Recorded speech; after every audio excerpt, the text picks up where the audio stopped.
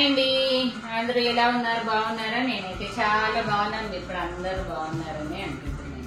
నేనైతే ఈరోజు ఇదిగోండి బియ్యం పిండి మురుకులు చేస్తున్నాను, అట్లాగే మీకు కూడా చేయించబోతున్నాను. ఫస్ట్ అయితే అదిగోండి బగంలో వేడి నీళ్ళు రెడీగా పెట్టుకున్నాను. ఇంకా మురుకుల కోసం పిండి అయితే జల్లెడ పట్టి పెట్టుకున్నాను నేను. ఎందుకంటే మనము గిర్నీకి వేసినాక కూడా ఒకసారి జల్లెడ పట్టుకుంటే మనం తడిపేటప్పుడు చిన్న చిన్న ఉండల్లాగా కాకుండా ఉంటది అనమాట. ఇదిగోండి జల్లెడ పట్టుకున్నా.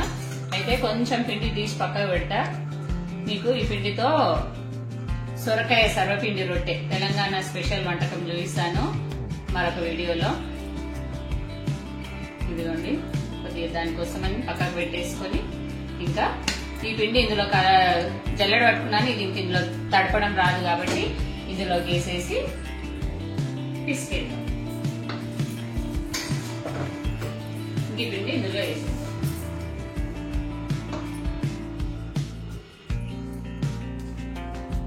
నేను ఈ పిండిలో కొన్ని పుట్నాలు వేసి పట్టించాను అనమాట. కిలోకి ఒక 100 గ్రాములు 1 కేజీ బియ్యానికి 100 గ్రాములు పుట్నాలు వేసి నేను పట్టించిన. ఒకవేళ మీరు ఉత్త పిండి పట్టించినా కూడా తర్వాత అయినా మనం మిక్సీలో పౌడర్ చేసి కలుపుకుంటే ఇంకా చాలు. ఇందులో ఏమి మనము నెయ్యి గాని డాల్డా గాని లేకపోతే ఏదైనా వేడి చేసి కొంతమంది ఇట్లా పోస్తుంటారు కదా, ఏం అవసరం ఉండదు. జస్ట్ పుట్నాలు వేసి పట్టిస్తే చాలు, మనకు సరిపోతుంది అది. ఇంక ఇప్పుడు ఇందులో లైట్ గా కలర్ కోసం చిటికెడంతా పసుపు, అట్లాగే నేనైతే మురుకుల్లో అల్లం వెల్లిపాయ కూడా వేస్తాను. కొంతమంది వేయరు, కానీ వేస్తే బాగుంటది. ఆ టేస్ట్ నచ్చిన వాళ్ళు వేసుకోవచ్చు. ఇదిగోండి కొద్దిగా అల్లం వెల్లుల్లి పేస్ట్, అలాగే మన టేస్ట్ కి సరిపడా సాల్ట్ అనమాట. ఇంకా నేనైతే అందాజుతో వేసేస్తున్నా సాల్ట్, అట్లాగే కారం. కొంచెం స్పైసీగానే చేస్తాను నేను, ఎందుకంటే మరీ సప్ప ఉంటే మా కన్నయ్యకి ఇష్టం ఉండదు. స్పైసీగానే చేస్తాను. కొంచెం కారము, అట్లాగే ఓమా వేస్తే ఏంటంటే మనకు మురుకులకు మంచి ఫ్లేవర్ వస్తుంది. లైట్ గా కచ్చపచ్చగా దంచేసినా బానే ఉంటది, కానీ నేను కారం ఎక్కువ వేస్తాను కాబట్టి ఓమని దంచాను. లైట్ గా పంట కింద తగులుతూ ఉంటేనే మంచి ఫ్లేవర్ అనేది బాగా వస్తుంది అనమాట ఓమా. ఇంకా తర్వాత నువ్వులు ఎక్కువ వేసుకుంటే చాలా బాగుంటాయి. నేనైతే కొన్ని ఎక్కువగానే వేస్తాను, మనకి హెల్తీ కూడా కదా నువ్వులు, ఐరన్ ఎక్కువ ఉంటది కాబట్టి. ఇంక ఈ చలికాలము నువ్వులు ఎక్కువగానే వాడాలి మనము. ఇంక ఇదంతా ఒకసారి మంచిగా కలుపుకొని ఈ స్టేజ్ లో మనం ఒకసారి ఇట్లాగా పిండి చేతిలో వేసుకొని టేస్ట్ చూస్తే మనకు తెలిసిపోతుంది అనమాట. ఇదంతా మంచిగా కలుపుకున్న తర్వాత మంచిగా కలిపేసుకొని వేడి నీళ్ళు పోసి ఉప్పు వేసుకోవడం. మేమైతే ఉప్పుతున్నాం అంటాం, పిండి ఉప్పుతున్నాం అంటాము. మీరేమంటారో నాకు తెలియదు. తెలంగాణలో అయితే పిండి విసికినాం, పిండి ఉప్పినాం అంటారు అనమాట. మురుకులు ఇంట్లో స్నాక్స్ ఏమి లేవు, కన్నయ్య సతాయిస్తుండు. సరే కొన్ని చేద్దాము మురుకులు. వాటికైతే చాలా ఇష్టం మురుకులు, వడియాలు ఇవి బాగా ఇష్టం అనమాట. అందుకోసమని కొన్ని చేద్దామని, అలాగే చేస్తూ కూడా మన వాళ్ళకి అందరికి చూపించినట్టు ఉంటదని వీడియో చేస్తున్నాను అనమాట. ఇంక ఇప్పటి నుంచి నా ఛానల్లో వీడియోస్ అన్ని కూడా డైలీ నేనేమేమి చేస్తానో అవే న్యాచురల్ గా తీసి పెట్టేస్తాను. స్పెషల్ గా ఇట్లాగా ఏమి ఉండదు. ఎప్పుడైనా వెరైటీ వంటలు ఉన్నప్పుడు స్పెషల్ వీడియోస్ చేస్తాను అనుకోండి. అట్లాగే డైలీ నేనేమేమి పనులు చేస్తాను ఇంట్లో అవన్నీ కూడా మీకు వీడియోలాగా చూపిస్తాను. న్యాచురల్ బ్లాగ్స్ వస్తాయి అనమాట.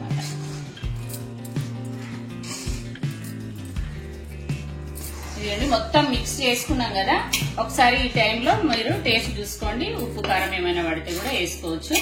వేసుకున్న తర్వాత ఇదిగోండి నీళ్లు, వేడివేడి నీళ్లు. నేను మసలడానికి దగ్గరగా వచ్చిన నీళ్ళు అనమాట. ఇప్పుడు ఇందులో చూసుకొని పోసుకోవడమే.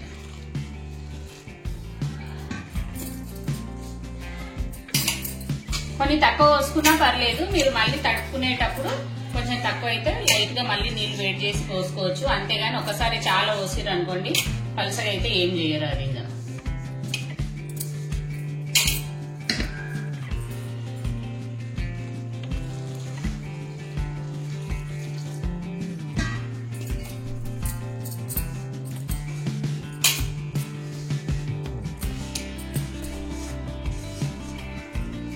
ఇదిగోండి మరీ పలుసగా చేయొద్దు.